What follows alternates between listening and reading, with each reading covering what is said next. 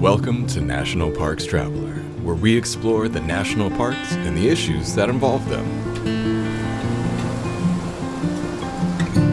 Whenever you're visiting a national park, be sure to spend some time gazing up at the sky at night. If you do so on a clear night, when you're at Natural Bridges National Monument, Yellowstone, the backcountry of Yosemite, or Voyageurs National Park, just to name a handful of parks, you'll be amazed and possibly overwhelmed by the stars winking back at you. This is Kurt Repenchek, your host at National Parks Traveler. It's been said that the night sky represents the other half of the national park system. It's in our national parks where you can experience some of the darkest skies you'll find anywhere. Our guest this week knows all about that. Artist, author, astronomer, and night sky ambassador Dr. Tyler Nordgren talks with the Traveler's Lynn Riddick about the cosmic opportunity that the parks offer to teach the public about astronomy. Lynn will be back in a minute with Dr. Nordgren.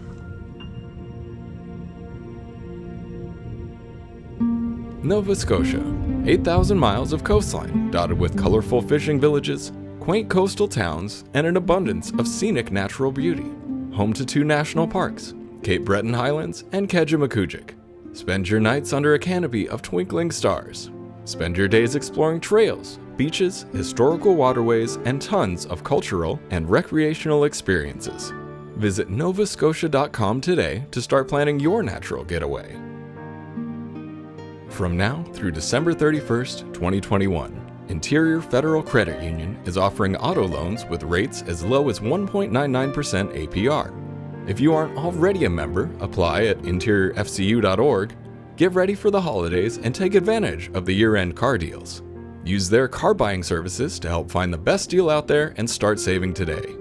Interior Federal Credit Union, the official credit union for the Department of the Interior and your natural resource for financial services. Membership is required.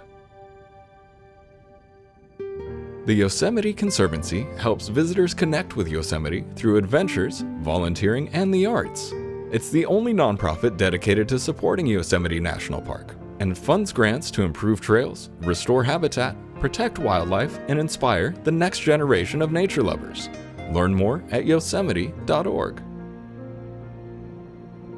Whether it be strategy, business planning, change management, board development, executive search, or diversity planning, Potrero Group is here to help. They mix a depth of experiences in the parks and land space with the breadth of best practices from other industries. For more information or to schedule a preliminary conversation, go to potrerogroup.com. That's P-O-T-R-E-R-O group.com.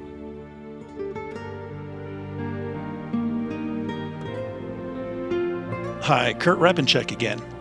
If you read the Traveler's website this past week, you saw stories about the need for more and better housing for national park employees, about how the infrastructure bill signed into law by President Biden could greatly benefit the parks, and how a Utah man allegedly made up a story to gain a helicopter rescue from high on Denali in Denali National Park and Preserve. I can't think of any other news outlet that works every day of the year to keep you on top of news flowing out of the national park system. We hope you appreciate our work to keep you informed on the parks and hope that you'll support that work with a financial donation. Frankly, The Traveler wouldn't exist without the support from our readers and listeners, and our intent is to continue providing this daily content for years to come. With your support, we can do that. You can find a link to our donate page on the menu bar at nationalparkstraveler.org. Now, let's get back to stargazing.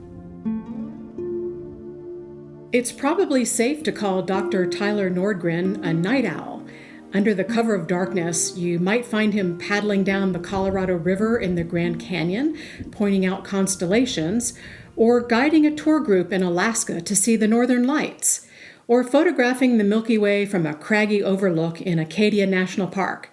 Today, he's joining us in broad daylight from his home in Ithaca, New York. Hi, Tyler. Welcome to The Traveler. Oh, I'm so happy to be here. Thank you for having me. Well, I want to tell our listeners a bit about you. Your educational background is in physics and astronomy. You've been an astronomy professor. You've worked at a couple of observatories, including the U.S. Naval Observatory. You've published books about dark skies, including a guide to astronomy in the national parks, and a book about solar eclipses. You've served on the board of directors of the International Dark Sky Association. You capture the beauty of dark skies in photographs and on original posters that you create. And underneath all of this is your passion for educating the public about the wonders of the sky. And you see the national parks as the perfect classroom. So, how did you come to this love and appreciation of dark skies? I understand it may have started at a ranger talk in Yosemite. Yeah, I've always loved nature and night skies. I was a scout when I was young, but really the thing that changed my life, and I don't know how many people can point to a particular moment that changed their life, but I can. It was going to see a ranger program at Yosemite National Park. I had just gotten tenure at my university. And so I bought myself a digital camera, decided I was going to drive up to Yosemite and practice taking photos of the Milky Way. And I saw that there was a ranger giving a night sky program over at the lodge. And so I thought, well, good heavens, I like that. I'll go see that. And I learned about all the amazing work that the National Park Service was doing to measure and monitor light pollution within the parks. And as the ranger got showing photographs of nebulae and planets and stars visible in the sky, the audience oohed and awed. And this was an outdoor amphitheater. And so as it got darker and darker, the stars came out. And I realized at that moment that this was where I wanted to be. These were people seeing the universe for probably the first time in their lives. And this is where to reach out and tell them about what all the wonderful things were we were discovering and why it's important to help preserve starry skies to see them in. Tell us a little bit about dark skies in general, and is it accurate to say that they are greatly endangered? You know, the Milky Way, that's our home galaxy. It's that pearly band that stretches from horizon to horizon and is only visible now if you go someplace really dark. That used to be something that people could see everywhere, every night, all over the world, up until really only about 100 years ago. And now, because of artificial lights, the current measurements seem to indicate that maybe 80% of US, European populations can no longer even faintly see that Milky Way from where they live. And that given where people are living worldwide, at roughly 50% of the children born this year will never see the Milky Way. So they'll never get to see a natural night sky the way it should be. Well, in addition to sort of the cultural things related to not being able to see a beautiful dark sky, there's issues with ecosystems and the effect that artificial light has on them. Tell us what some of the most imminent threats are to ecosystems, and maybe some of the most threatened areas. So, I mean, we aren't the only species that has evolved to need, to want to enjoy a natural night sky. A classic example are sea turtles down in Florida. The female turtle comes up onto the beaches to lay her eggs. And when those eggs hatch, those little turtles have to find their way off of the dangerous sand where they can be eaten by predators. They have to find their way back out to sea. And if you think about what our world used to be like before we had lit up the night sky like day, typically, if you were a little sea turtle, the land, the direction away from the ocean is where bushes and grasses grow. And so it's dark. But the other direction towards the ocean, well, that's where starlight and moonlight will reflect off of the ocean waves. And that's where it's relatively bright. So hardwired into these little turtle brains is this drive to crawl towards the light. And unfortunately, in today's world, that's probably an interstate or a motel parking lot. It's not towards the safety of the ocean.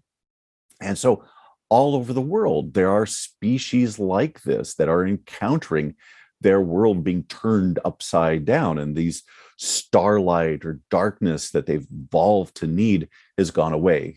Think of birds migrating, now running into brightly lit buildings and being confused by brightly lit parking lots and stores down below. And dung beetles. Dung beetles. We never think about dung beetles, but there's evidence that dung beetles actually roll their little balls of dung by the light of the Milky Way, and they draw upon that big band of the Milky Way in order to figure out where to roll their little balls. So these are all things the animals themselves are stargazers, or at least they depend upon the stars the way we do. And that even comes to health issues, such as the fact that there's evidence that lighting up our sky at night has impacts on the ability of our bodies to fight off cancer, perhaps. So we are all animals evolved to need night on this planet. Now, you've said that our national parks are some of the last places to see a truly dark sky, and you work with the National Park Service to keep it that way. So tell us a little bit about the collaboration with the Park Service and the work that you do. So one of the things to think about with the night sky, and this is a relatively new idea within the national parks, this idea of the sky being a part of a park. When I first began working with the National Park Service, it was a sabbatical from my university back in 2007. And for a full 14 months, I traveled through parks all over the country. And I still remember arriving at one park. I will not name which park it was. And the superintendent looked at me and said, "What does the night sky have to do with our park?" And he was really baffled as to why I was even there. And that is something that has completely changed. It has been 10 years since I've encountered that attitude. And it's because within the Park Service, people have realized that in the same way, a park is more than just the granite cliffs or the waterfalls. It's the animals that live there. It's the clear air that allows you to see the landscape. It's the ecosystem that allows the animals and the trees to live in harmony and to actually be a healthy environment. That part of that healthy environment is the night sky. And you can kind of think of this as, you imagine if you were at the Grand Canyon and you went out to the South Rim, and instead of seeing the canyon lay out before you with the distant North Rim, instead there was this haze, this gray or orange haze that completely obscured the view in front of you. Now, the Grand Canyon's still there, though the rocks have been preserved. But unquestionably, you would say you had lost something. The canyon was not the way it should be. And that's what's happened with the stars at night. Rather than going out and seeing the stars at night from our own homes, there's this orange haze between us and the stars. And that's our lights, our city lights, our street lights, our house lights, scattering off the air molecules, the water vapor, the smog, the dust that's in our air, and reflecting that light back to us. And this is one of the things the National Park Service realized about 20 years ago, and set up a small team of rangers and astronomers to go out and measure how bright or dark the skies were above parks and national monuments all across the country, to determine what was happening to the parks. What were parks that were being adversely affected by light? Where did that light come from? Was it within the park? Was it from surrounding communities or distant cities? And maybe by first identifying what you had and what was affecting it, you could then go on to the idea of preserving it and protecting it for future generations. So explain the process, how you measure light. So one of the things that the Park Service does is they have a camera system that's set up to a telescope, a computerized telescope mount. And so the astronomer, the ranger who's operating it, can go out to a location, set this up, and for the course of an hour, photograph the entire sky above the horizon.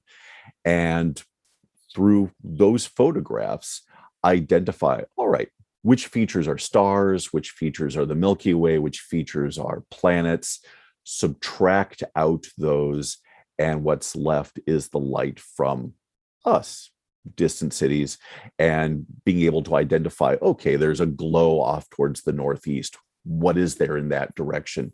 Maybe it's a city. Maybe it's actually an oil well that otherwise by day is completely obscured and invisible to the public, but by night, its lights reveal its presence.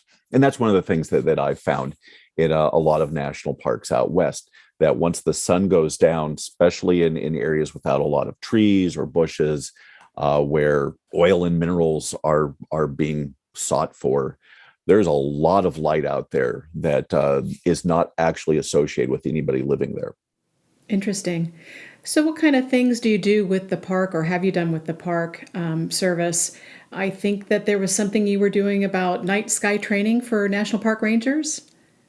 Yes, one of the things that I really enjoyed doing was this idea of, okay, so I spent a sabbatical, this 14 months with the parks, and during that time gave a lot of public talks, which I absolutely love to do. But if you're going to reach people, the way to reach people are to help train the rangers who give talks every night, every week, every month of the year. Astronomy programs are one of the most popular ranger programs that are given in the parks. So, starting back during that sabbatical, I began offering little training programs for park rangers to familiarize them with what's going on in the sky, because not everybody knows. And you look up in the sky, yeah, you see the stars, but if you don't know how to find a constellation or what constellations are or what that Milky Way is, what people don't know can confuse them, and people don't like to be confused or scared. And so there's a lot of hesitancy if people don't feel they really understand what's going on. So for a number of years, I helped with various ranger training programs.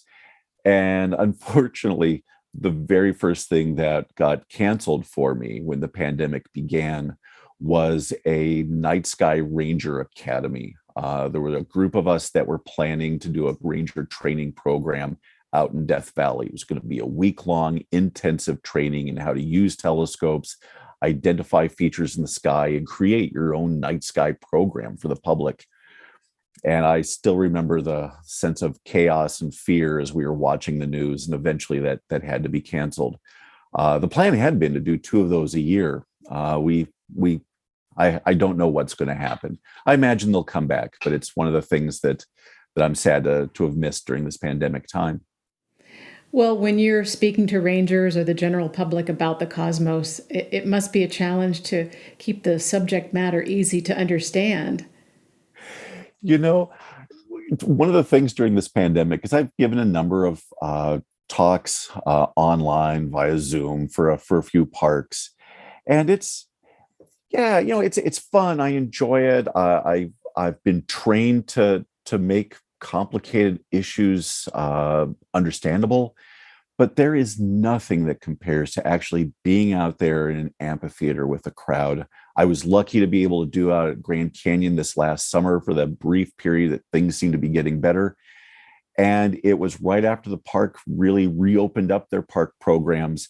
And we had 200 people show up to the amphitheater, all socially distant, every other row blocked off. And it was spectacular. The number of questions, I think I easily, outside of the talk, spent an hour and a half just answering questions. And that's what I love. What are some of the questions that people ask?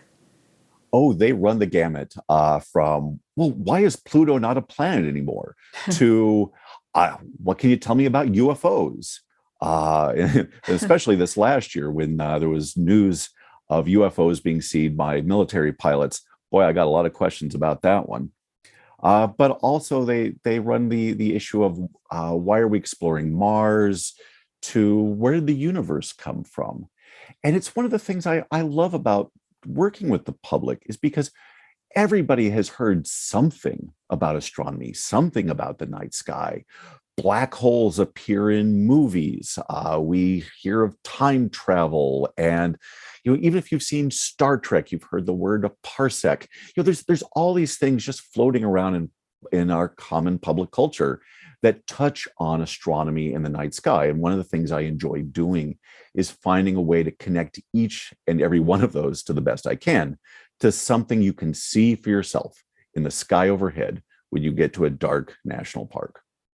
Now, going back to the Grand Canyon, you completed a 3-week astronomer in residence there this summer, and I understand it was the first such residency there. How did it come about, and what are your main takeaways from that experience?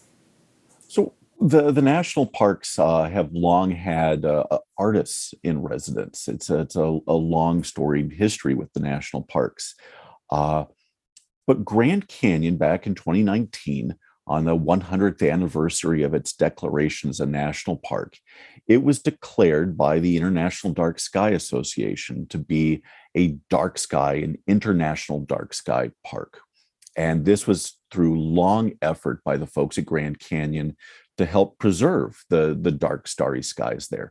And that involved a huge undertaking. There were literally thousands and thousands of light bulbs on buildings all throughout the park. Some of those light bulbs, they had no idea who'd installed them and why at some distant point in the park's history. And so as part of this inventory, they looked to renovate and refit these. It used to be that there were giant lampposts all along the hotels, right there on the rim of the canyon. And if you were camping down at Phantom Ranch, or say rafting along the river down below, you could actually see those lights up on the canyon rim. And that was certainly not preserving the natural landscape for the future enjoyment, which is a task of the national parks. So as part of this Grand Canyon's dark sky certification, they renovated, retrofitted all those lights. And as part of this, they wanted to promote what a wonderful night sky resource they had in the park. And so they created this new program, this astronomer in residence. And the idea was that this person didn't have to be a professional astronomer, but should be somebody who could communicate the wonder and beauty of the night sky to the national park, be it through evening programs, painting, poetry, writing, telescope viewing, however you want to do it. And so I was asked, as a result of the work I'd done through my lectures, my writing, my art, if I could be the first astronomer in residence. And it was a tremendous honor, and I was delighted to be able to be a part of that and start something that I think really should become a much broader program throughout the National Park Service. So, how'd you spend your days while you were there? So I wound up being there in late June and July, which coincided with one of the hottest times ever recorded there at the South Rim. Temperatures were daily above 90 degrees. And so normally I love hiking down into the canyon, but there was no way I was going to do that this time because they had temperature warnings of 120 degrees down below the canyon rim by daytime. So instead, what I did is I spent a lot of time traveling around on the rim of the canyon, talking to the public. At one point, I set up a table with an Ask Me Anything sign out at the El Tovar Hotel and just answered questions. But in the evenings, when the sun would go down, I'd be out there on the lookouts, out on some of the rim lookouts. And I'd take photographs at night. I would talk with park visitors who would go out there hoping to see sunset. And I'd tell them, well, hey, if you come back, say in just an hour and a half, you'll get to actually see a galaxy rise. And that was because at that time of year, after twilight ended, you had the Milky Way running from North Rim to South Rim, rising in the east. And I still remember the one evening chatted with a family that unfortunately had missed sunset, and the clouds had kind of been uncooperative. And I told them, okay, if you're staying at a hotel here in the park or even outside, go out tonight at 11:30 and you'll see the Milky Way. And the next morning, as I was out for my morning walk along the rim, I saw them again. They were out for a morning jog. And when they saw me, they came up to me and said, we did what you said. And we saw it. We saw the Milky Way. And they were so happy. So that's what I did. And in addition, I created a new artwork that said that half the park is after dark, because that's really the slogan that I developed over these last, oh gosh, 12 years, that half the park really is after the sun goes down. I want to talk a little bit more about the International Dark Sky Park Association that you mentioned. Mammoth Cave National Park in Kentucky is the latest national park to receive this designation. You probably know that. And more parks have earned this. Can you explain a little more about the process by which parks and other natural sites can become official dark sky places? And can you list some other parks that are official dark sky designated? So this is a program that first started back in 2007, and the idea is that locations, parks, communities, preserves should, one, have dark skies. You should be able to go there and see the stars. Second, you should be able to demonstrate that that place is actively working to preserve those dark, starry skies, that they are retrofitting lights, and seeking to keep the artificial light from obscuring the resource that they have. And then third, they need to be actively working to spread the word of how important it is to preserve these skies, both locally there at the park or the city or place, but also on a much more national, international, global scale. So it's really three things. It's having those stars, working to preserve those stars, and working to communicate to the public the importance of preserving those stars. And the very first international dark sky park was Natural Bridges National Monument in southern Utah. And I got a chance to go there probably about 6 months after their designation. And at that time, it's a tiny little place, a small little campground, three beautiful natural bridges, and that's mostly what people came to see. They drive in, see the bridges, drive out. I went back 10 years later and talked to the rangers, and they said, this is the thing they are now known for, those starry skies, that people come in, the campground is full. They give multiple talks almost every night of the week about stars and the sky. People, if they can't get a place in the campground, they stay in the local town. And so it becomes an economic boom for the local community, because now people aren't just driving through, they're actually staying. And if you're staying, you need a hotel, you need some place to eat.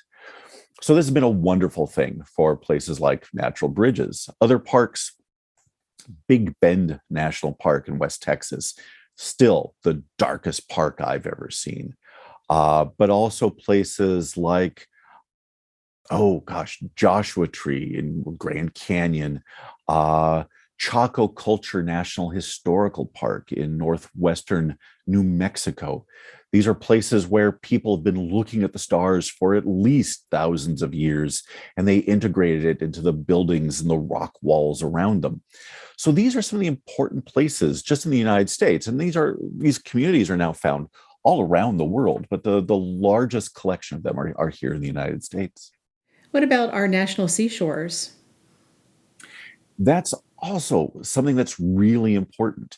Seashores, lake shores, places like, okay, so I've mentioned a number of parks that happen to be in the desert Southwest, but if you go up to the Great Lakes, the parks up there, places like Sleeping Bear Dunes National Lakeshore in Michigan, they're tremendously dark up there and absolutely beautiful, beautiful skies. Sure, it gets cloudy and quite cold in the wintertime, but if you're lucky enough to be there on a starry sky, I still remember seeing the stars, including Mars, reflecting in Lake Michigan.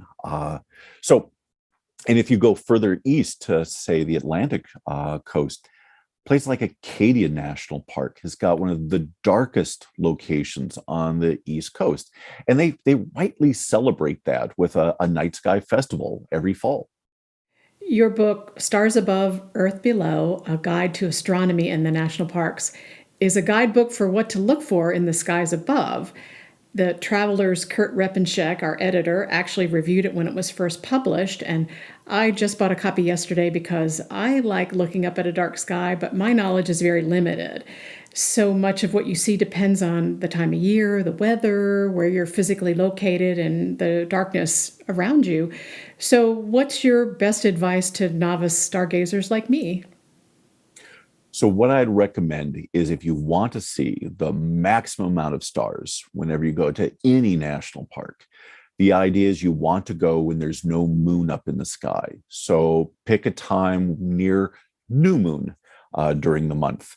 If you're the sort of person that happens to be an evening person, go when maybe the moon is up in the morning before dawn. So you've got this again beautiful dark starry sky in the early evening.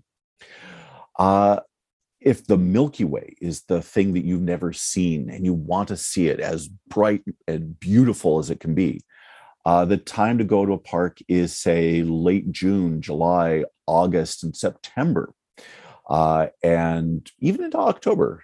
So that that summer and early fall. And again, you do that on a moonless night, and you'll have the brightest part of the Milky Way, the summer Milky Way, the part towards the center of our galaxy, will be up in the evening sky, and it will change your world when you see that, because that band, that's the light of 1 billion stars that make up our galaxy. Our galaxy is actually a collection of 100 billion stars. And when you see that band, it's the single biggest reminder that we are part of something vastly larger than ourselves. And it really is just as spectacular as granite gorges and waterfalls. But the last thing I'll mention is you need to give yourself time. It takes time for your eyes to adjust to the darkness. 10 minutes will get you most of the way, but really a half an hour. A half an hour allows your eyes to really adjust to the darkness. And by adjusting to the darkness, what I mean is don't keep looking at your phone to figure out how long you've been out there. Don't read a book. Don't look at the lights on your dashboard, because any of those lights, any of those artificial lights, even the campfire, so more or less natural light, will ruin your night vision. So give yourself time with no light at all. Just stare up at the sky. And over time, you'll see vastly more than you've ever seen before. Good advice. So, when you are out in a park in the middle of the night staring up at the sky, do you ever get scared about being out so late, or any close encounters with wildlife while working? Oh, you know, I spent about a month at Glacier National Park, and during that time they were doing construction on the Going to the Sun Road, so it was closed at night. So I was able to drive up a little way and then walk along the road at night, taking photographs. But I very quickly realized never to get more than about 10, 20 yards away from where my car was parked because of grizzlies within the park. That was one of the few times where I've been out trying to get a photograph that I'd had in mind, and heard something rustle in the bushes and thought, nope, I don't need that photograph. Back to the car. But other than that, being out at night, you get a chance to let your not only your eyes but your ears open up to the sounds around you. And so there was one night I was out at Chaco Culture, and I heard sounds all around me, and I suspect now that they were deer walking by behind me, and I was just sitting there, ignored by them, a part of the landscape, and that was really a tremendous feeling. Well, you talked about Big Bend a little bit, and I forwarded a passage to you from your book describing your first trip there and the joy the night sky brought you. Would you read that passage for us? Sure. So the reason why I had gone to Big Bend was that it's one of the darkest, and like I said, it's the darkest park I've been to in the continental United States, and it's one of the southernmost with really dry, clear skies. And there's a certain time of year in the spring where if you get up late at night, say about 2 in the morning, and it's a moonless night, at that time of year, the Milky Way rather than being this arc above the horizon, the Milky Way at that location, at that time of year, at that time of night, actually wraps around the horizon. And so as our galaxy, which is this giant pinwheel in space, at that moment, that pinwheel is parallel with the ground, with the horizon. And so I wrote this at that moment. I have come a long way to be here and to see this, and a shiver runs down my spine. On this night, in this place, and for this moment, the galaxy is laid out before me. My horizon extends 250,000 light years in each direction, and I know exactly where I am in the universe. I am standing straight and tall in my galaxy, the Milky Way, my home. Well said. Well, that's an excerpt from Stars Above, Earth Below. And this is Lynn Riddick, and I'm talking with astronomer and night sky ambassador, Dr. Tyler Nordgren. And we'll be back right after this short break.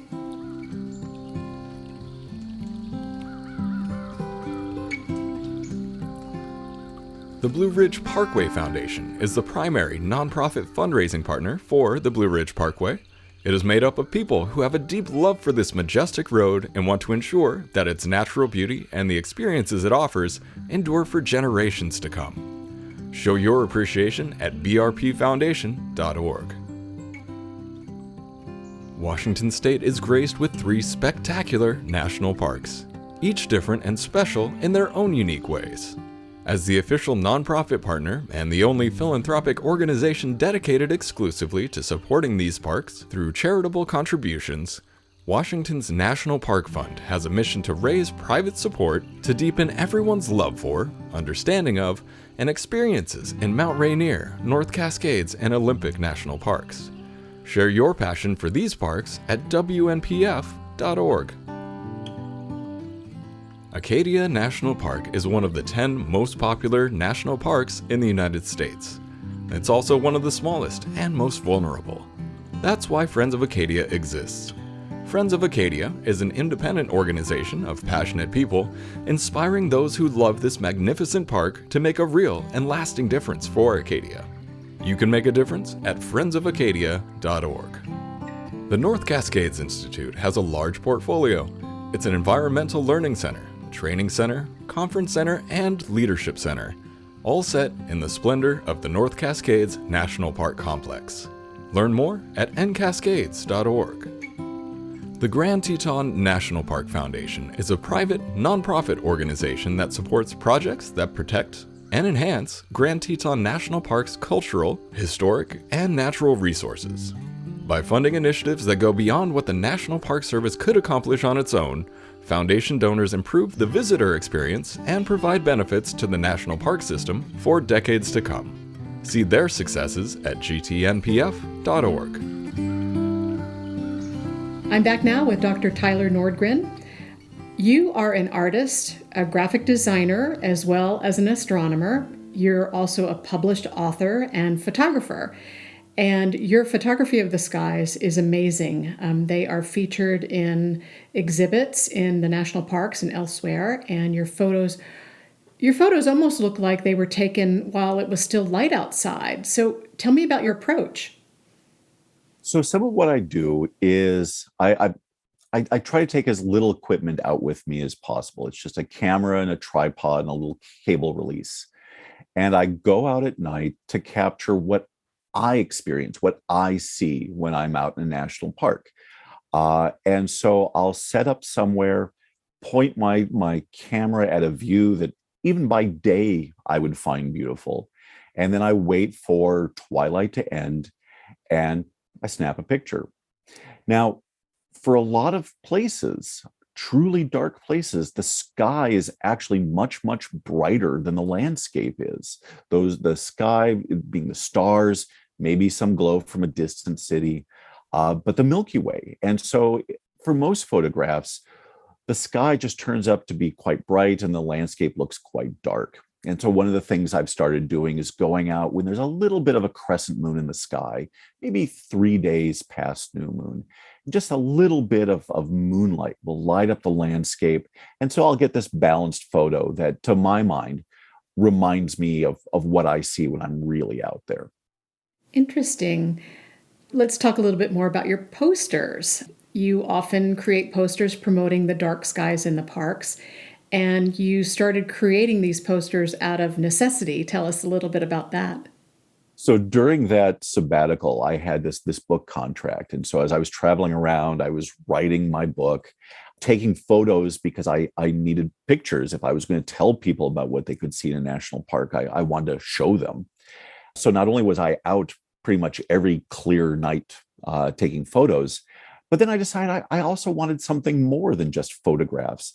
And that's what, because I noticed in a lot of national parks, in the gift shops, in the lodges, you had this wonderful artwork from the history of the national parks. And it was those WPA, those Works Progress Administration posters from the 1930s that have become such a huge memento, iconic really for the national parks. And there were these See America poster campaign to get people to go out in the midst of the Great Depression and see the beauty that the national parks were preserving. And so it was a form of public education about nature. And I thought, well, in essence, I'm trying to do the same thing. I'm trying to get people to go out and see the beauty the park is preserving above the horizon at night. And so I came up with this poster campaign that said, See the Milky Way instead of See America. And as I began to work on that, I also then came up with this slogan, not just See the Milky Way, because there were some parks that, well, you couldn't see the Milky Way, but you could see stars. And so really the important thing was the idea that half the park is after dark. So for my book, I drew one poster that was in this WPA style. I put it in there as an illustration, and I thought, well, that's neat. But when the book came out, and it was really incredibly popular, it got carried in a number of park bookstores, got well reviewed. One of the things that I kept getting asked about by my park ranger friends was, can I use that Half the Park is After Dark poster for my evening program? And I said, sure, happy to have you use it. And then I started getting requests. Well, could you maybe put a Joshua tree in that poster? Because it just sort of been a generic picture of two people looking up at the Milky Way. Okay, I could do a Joshua tree. And then it became an arch. And then it was Black Canyon of the Gunnison. And pretty soon it was a series of posters. And then after that, I started getting requests from the park gift shops to ask if they could carry it in their gift store. And so before I realized it, I was creating a poster series. And just like the WPA See America poster campaign had existed in the 1930s, now just by chance, I was creating a new poster campaign that at this point, I think is in something like 50 or 60 national parks across the country. So it's just been wildly successful, far beyond anything I'd ever imagined. Is it hard to decide on the central image to feature in a poster when you're designing it? For most of these, they're parks that I've been to and I've loved. And so one of the things I do is I seek to include iconic features within the park that I love by day, and show that no, if you go out there at night, it's equally beautiful once the sun goes down. But I've also started getting requests to draw posters from parks I've actually never been to before. And that's where things do get complicated. So what I've done is I've begun to work with the park rangers to say, all right, tell me something about your park. Tell me about the place. Where do you love to go? What is it the public looks for when they visit your park? And then I start to work with the rangers on creating a design that works for them. And if folks are interested, you can see all of those designs at my website, tylernordgren.com. Very good. So tell us a little bit about your latest poster related to eclipses. So one of the things that came out of working with the national parks was back in 2012, soon after the book came out, there was a solar eclipse, an annular solar eclipse that was visible from parks all over the Southwest. And a solar eclipse is when the moon passes between the Earth and the sun. In the case of an annular eclipse, the moon in its orbit around the Earth sometimes changes its distance. Sometimes it's close, sometimes it's a little far away. And if the moon passes between the Earth and the sun when it's at its most distant point, it doesn't completely block out the sun. If the alignment's perfect, you get what's called a ring of fire. And that's what happened in 2012. And so I got requests from about a dozen parks that were along the path of that annularity to create a poster because nobody really knew what to expect. We thought, hey, this should be something to advertise, let people know what's coming. Well, it was wildly successful again. And so for every eclipse that's gone through national parks, I've created these.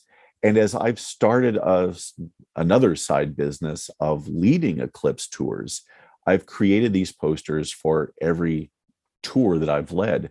And so the one that's coming up now is there's going to be a total solar eclipse visible from Antarctica on December 4th of 2021 this year. And so in about 10 days, I'm going to be departing for Antarctica.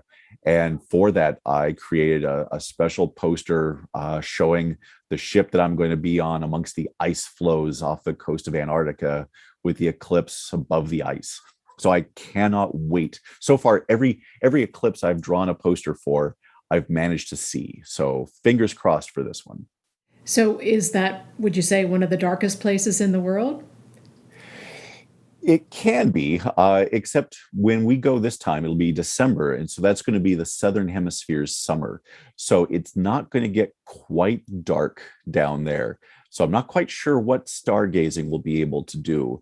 But part of me hopes that if during the moment of totality, there happens to have been, say, an eruption from off of the sun, maybe 3 days before the eclipse, there's a chance that we could see perhaps northern lights during the moment of totality. So fingers crossed for that one too. I hope it happens. Now, I have been known to drag friends out in the parks to look at the sky at night, and I also love the Perseid meteor shower every August.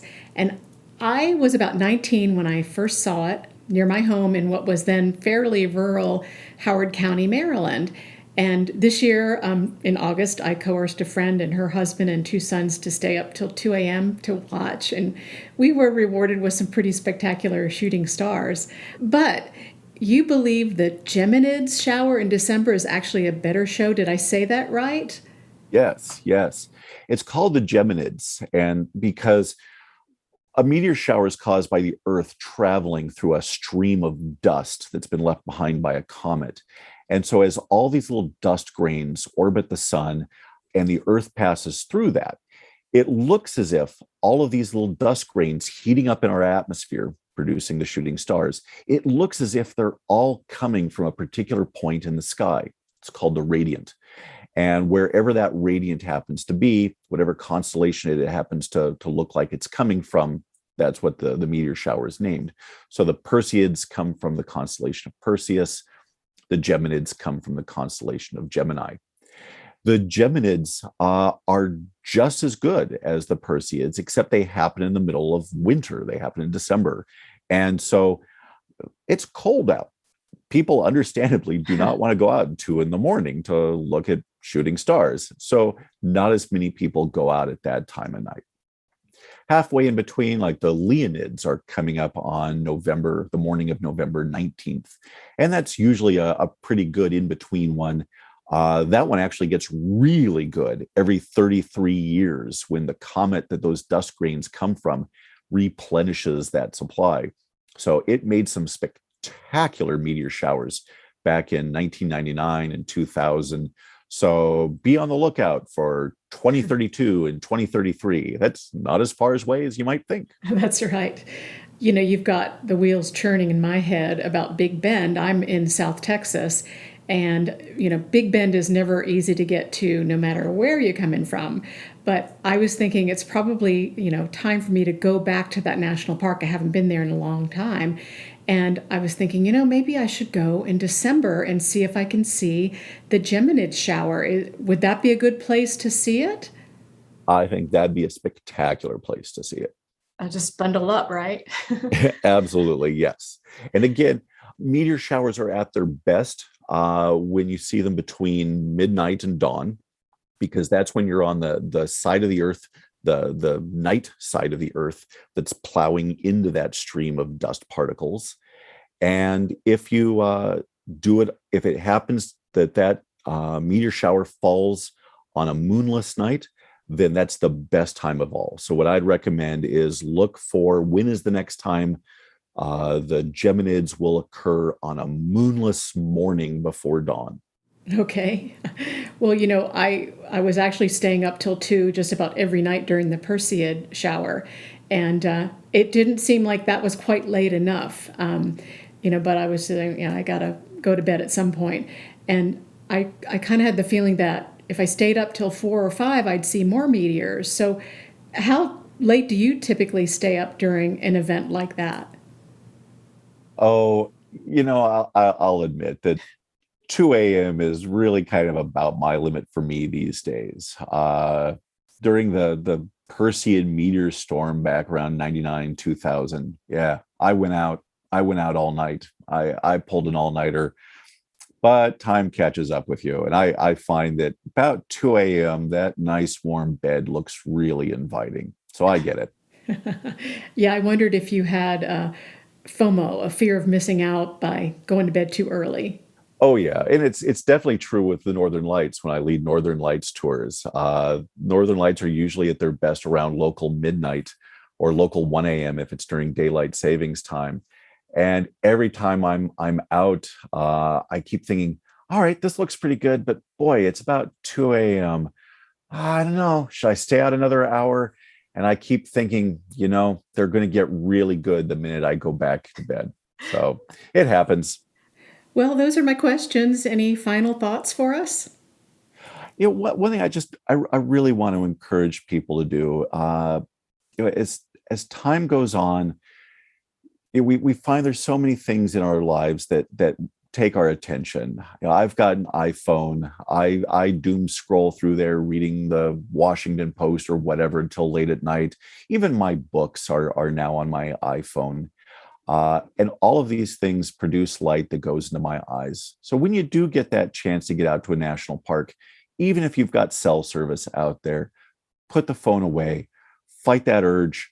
I have a hard time doing it too, but put the phone down and get out to an overlook or a nice, beautiful, safe place, maybe even just a park bench that you can lean back on and look up at the stars. There's research that indicates that people that are able to feel awe, that go and experience awe with a starlit night, seeing the Milky Way, with a solar eclipse or the Northern Lights, that ability to feel awe actually helps make us better people because we realize that the world isn't all about ourselves, that we're all connected and that we're part of a vastly larger universe than just us. And so I really want to encourage people to go out and tap into that feeling of connection that you get by feeling awe under a starry sky. Great advice. Tyler, thank you for your time today, and we will look forward to hearing more about your experiences, and I wish you a successful trip to Antarctica. Thank you so much. I'm looking forward to it, and I can't wait to be back and talk to you more again sometime. That's our show for this week. We hope you enjoyed it. Next week, we'll be talking with a man who clearly has lived the dream of traveling to some of the most adventurous destinations in the world, including the summit of Mount Everest. Rick Ridgway has a new book out about his life lived wild, and we'll be here to discuss it. For The Traveler, this is Kurt Repenchek. See you in the parks.